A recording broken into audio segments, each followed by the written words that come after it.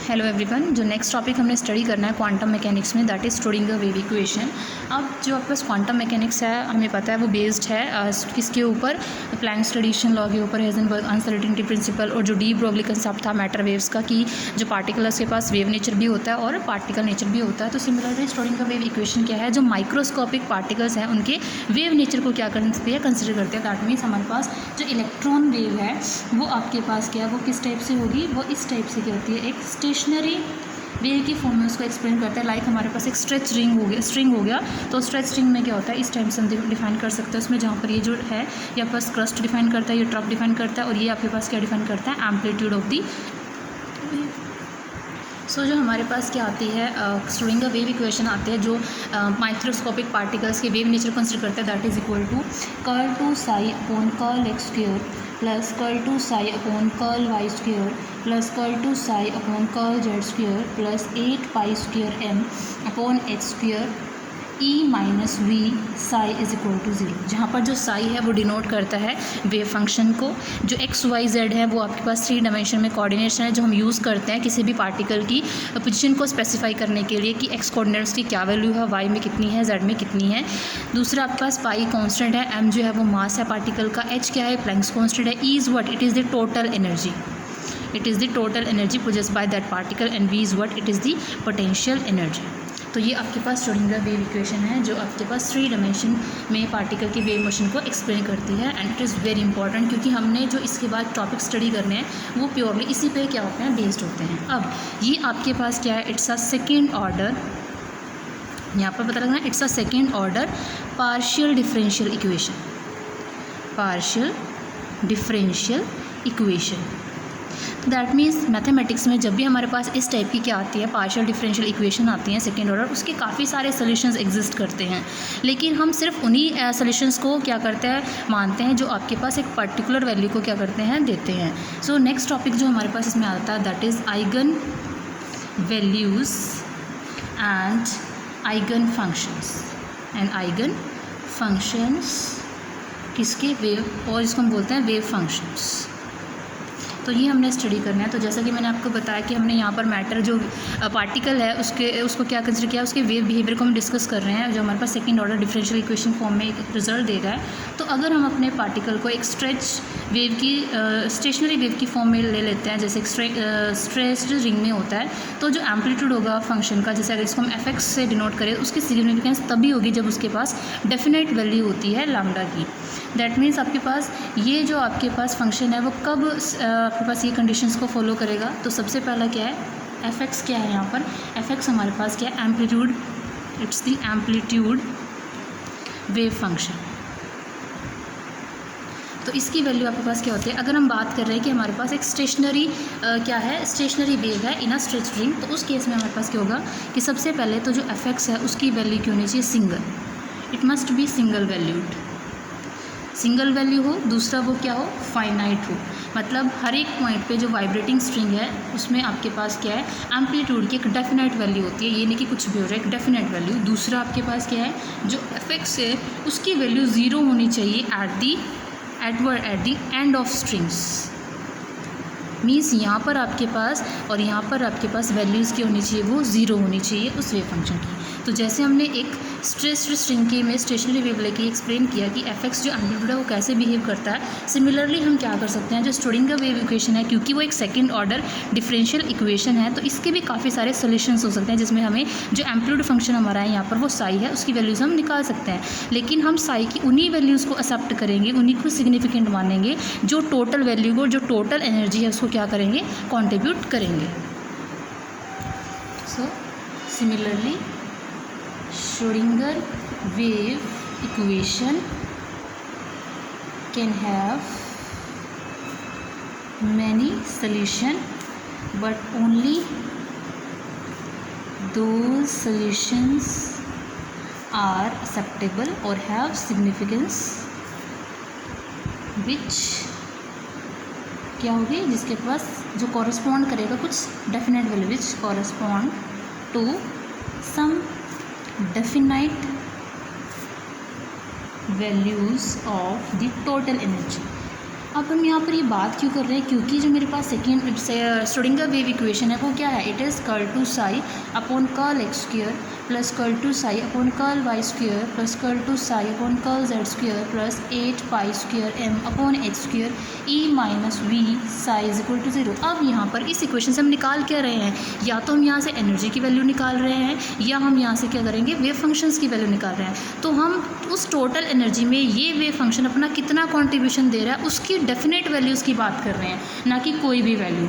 ऐसी वैल्यूज़ जो आपके पास क्या करे, टोटल वैल्यू को कॉरस्पॉन्ड करे, उसमें कुछ अपना एडिशन पार्ट दे, उसको हम क्या बोलते हैं, that are the eigen values. So such values are eigen values जो टोटल एनर्जी को कुछ definite amount of energy definite amount of value क्या करें, कॉरस्पॉन्ड करती हैं। दूसरा आपके पास इन्हीं को हम क्या बोलते हैं, आइगन वैल्यूज़ बोलते हैं, प्रॉपर वैल्यूज़ बोलते हैं, प्रॉपर वैल्यूज़, या हम बोल सकते हैं करेक्टरिस्टिक्स वैल्यू, कि ये आपके पास टोटल एनर्जी की कुछ करेक्टरिस्टिक्स वैल्यूज़ हैं। और इन्हीं के कॉरस्पॉन्डिंग जो वेव फंक्शन आएगा and the corresponding wave functions Sai, मतलब साई की वो वैल्यू जिनसे कॉरस्पॉन्डिंग टोटल वो डेफिनेट टोटल एनर्जी को कुछ डेफिनेट वैल्यू कॉरस्पॉन्ड करते हैं, उनको तो हम बोल देते हैं आइगन वैल्यूज़।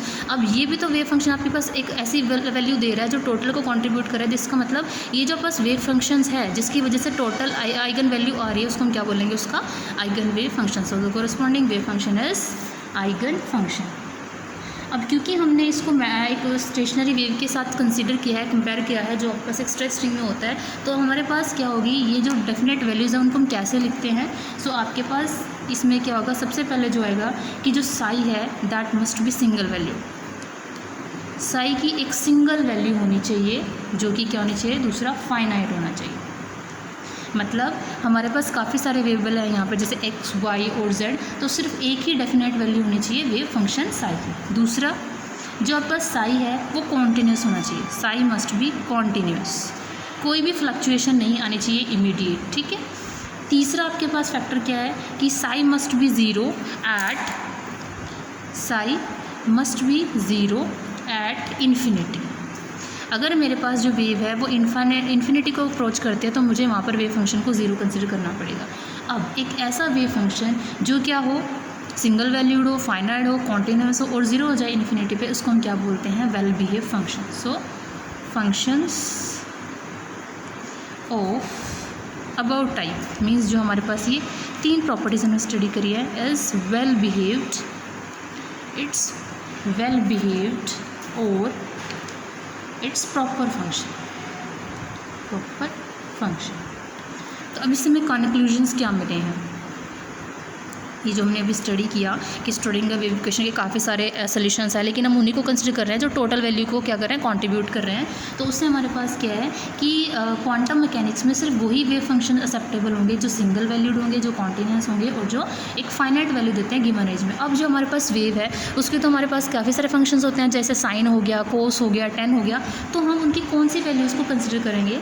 तो अगर मैं बात करती हूँ साइन एक्स, अगर मेरे पास एफ एक्स हो जाता है साइन एक्स, तो साइन एक्स की वैल्यू कहाँ से कहाँ एक्सेप्टेबल है, तो साइन की जो वैल्यू होती है वो एक्सेप्टेबल होती है in the range of 0 to 2 pi. इस रेंज में आपके पास साई क्या है, sine x as a wave क्या है, एक्सेप्टेबल है। दूसरा अगर मैं बात करती हूँ कोस एक्स की, अगर मेरे पास जो वेव फंक्शन है वो क्या हो जाता है, कोस एक्स, क्योंकि ये भी एज अ वेव होता है, तो इसकी वैल्यू आपके पास तभी एक्सेप्टेबल है अगर इसकी जो रेंज होती है वो आपके पास कहाँ से होती है, that is from cos x is acceptable and आपके पास ये रेंज होती है वो आपके पास होती है -1 से +1, दैट इज़ वो भी आपके पास जो रेंज होती है वो 0 से 2 पाई के बीच में ही होती है। सिमिलरली आपके पास cos x plus sine x भी क्या है, एक्सेप्टेबल है, ये भी as a wave functions acceptable हैं। थर्ड हमारे पास क्या होती है कि अगर मेरे पास जो वेव फंक्शन है उसको हम क्या लेके चले, उसको 10x की इक्वल ले लेते हैं, तो 10x आपके पास जो एक्सेप्टेबल होता है वो आपके पास एक्सेप्टेबल होता है x जहाँ पर मेरे पास चेंज करता है 0, जो वैल्यू शो होती है वो 0 से 2 पाई होता है, क्योंकि आपके पास हमें पता है x की वैल्यू आपके पास π/2 होती है जब, और 10x आपके पास क्या होता है, इन्फिनिटी भी वैल्यू शो करता है। नेक्स्ट हमारे पास जो टॉपिक आता है इसमें, that what are the significance of this psi, ये जो हम साई पढ़ रहे हैं यहाँ पे वेव फंक्शंस पढ़ रहे हैं, इसकी सिग्निफिकेंस क्या है। Significance of Sai and Sai square.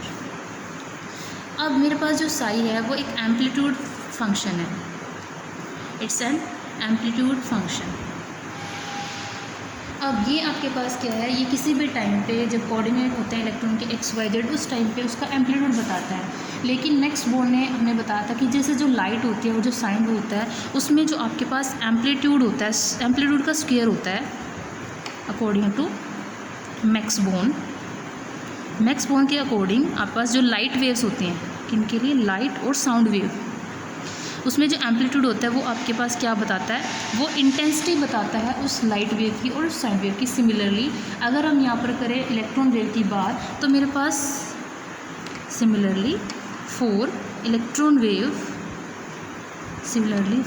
Electron wave जो साई स्क्वायर होगा आपके पास वो क्या देगा, that gives the intensity of electron. यहाँ पर एम्पलीट्यूड ने दी थी लाइट की इंटेंसिटी।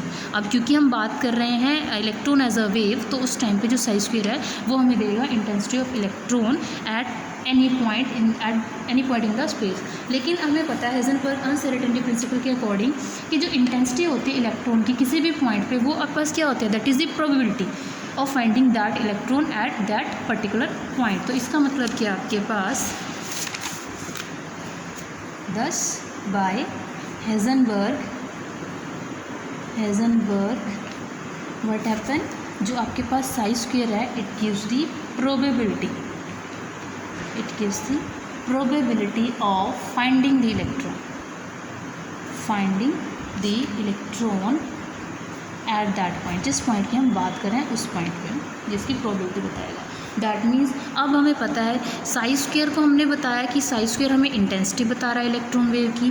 फर्दर हमने कहा कि हाइजेनबर्ग के अकॉर्डिंग इंटेंसिटी क्या होती है, इंटेंसिटी इक्वल होती है उसकी प्रोबेबिलिटी की, कि आपके पास जो इलेक्ट्रॉन है वो एज अ उसकी प्रोबेबिलिटी कहाँ है, एक पर्टिकुलर पॉइंट पर उसको फाइंड आउट करने की। दूसरा, अब ये जो पास प्रोबेबिलिटी है वो किससे के साथ डायरेक्टली रिलेटेड होती है, ये प्रोबेबिलिटी डायरेक्टली रिलेटेड होती है डेंसिटी के साथ। That means the concentration of electron, concentration of the जो आपके पास क्या है यहाँ पर, इलेक्ट्रॉन क्लाउड।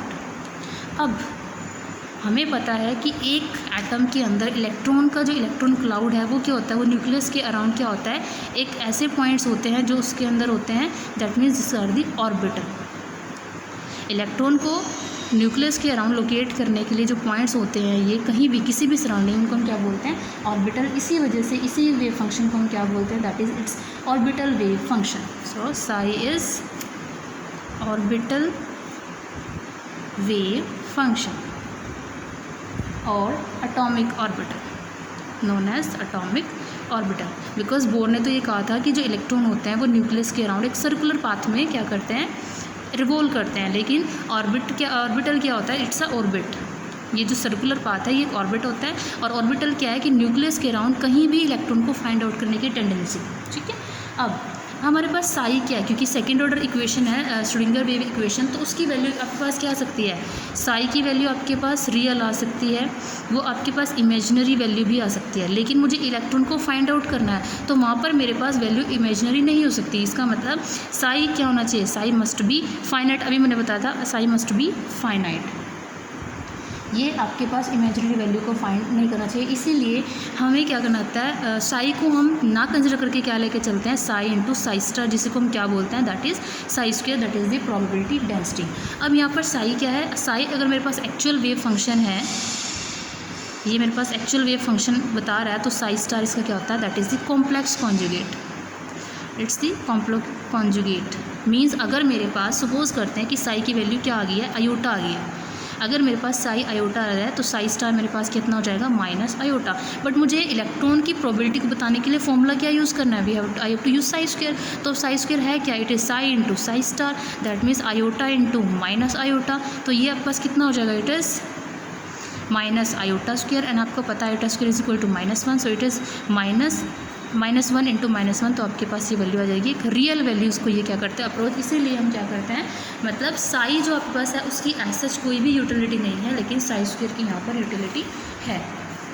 ओके, नेक्स्ट अब हम इससे क्या ऑब्जर्वेशन निकाल सकते हैं, नेक्स्ट आर दी ऑब्जर्वेशंस। तो सबसे पहले ऑब्जर्वेशन क्या है, फॉर वन डायमेंशन सिस्टम। अगर मेरे पास वन डायमेंशनल सिस्टम है तो उसमें मेरे पास जो एम्पलीट्यूड है वेव फंक्शन का, दैट इज़ जो साई किसी भी पॉइंट एक्स पे, वो आपके पास प्रोबेबिलिटी बताता है इलेक्ट्रॉन को, उस पार्टिकल को फाइंड आउट करने की between the range x and x plus d x. So for one dimensional system, if amplitude of wave function is psi at some point x, कोई भी मेरे पास पॉइंट है उस पर, तो आपके पास देयरफॉर जो प्रोबेबिलिटी है इलेक्ट्रॉन को फाइंड आउट करने की, probability of finding particle, that is जो इलेक्ट्रॉन है, रेंज कहाँ से कहाँ लेनी है हमने, x and x plus d x, तो मेरे पास वो किसके प्रोपोर्शनल होगी, that is proportional to psi x into psi star x d x. इसको हम ऐसे लिख सकते हैं psi into psi star d x, इसको हम ऐसे भी लिख सकते हैं. दूसरा, अगर हम बात करते हैं for a particle in a three dimensional system, मतलब हम थ्री डायमेंशनल सिस्टम की बात करते हैं, तो उसी टाइम पे हम इसको कैसे लिखेंगे, we can write its d psi into psi star into D2. अब ये मेरे पास D2 क्या है, मतलब ये आपके पास प्रोबेबिलिटी बता रहा है इलेक्ट्रॉन को फाइंड आउट करने की, that is given by this. इसी को आप क्या कर सकते हैं, अब थ्री डायमेंशन की अगर बात करते हैं तो थ्री डायमेंशन में मेरे पास पार्टिकल को रिप्रेजेंट करने के लिए एक्स कोऑर्डिनेट भी होना चाहिए, वाई कोऑर्डिनेट भी होना चाहिए और जेड. तो इसी को मैं क्या से लिख सकती हूँ, probability that is written as psi, coordinate mention करने हैं x y z into psi star, उसके कोऑर्डिनेट क्या है एक्स वाई जेड, एंड इधर क्या आता है, it is d x d y and d z. अब जो d x d y d z है उसको हम बोलते हैं D2. तो इसी को हम क्या लिख सकते हैं, that probability of finding the electron, that is probability distribution function, it is written as psi x y z into psi star x y z D2. तो इसको हम इस टाइप से डिनोट कर सकते हैं. तो ये हमारे पास क्या है, significance of wave function. Thank you.